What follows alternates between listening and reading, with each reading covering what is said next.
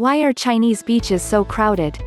The thing is that despite the long coast there aren't many suitable places for good beaches in China, because most have long rivers close and therefore debris, pollution, and so on. But even without pollution the water will always remain muddy, not a good place for a swimming beach.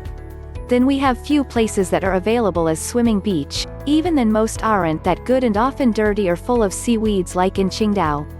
Let's add that by far most Chinese cannot swim and then most beaches pose a limit for swimming waters to where is still possible to touch, or a little further.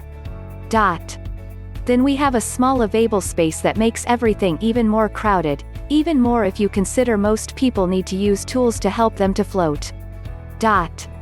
As other people pointed out, we should add the holidays where everyone try to go to the same place at the same time and the massive population.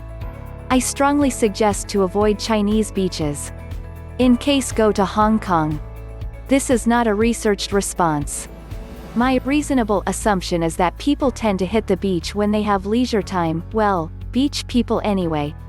It is also my reasonable assumption that most people share the same leisure time, public holidays, weekends, etc. Closing parenthesis.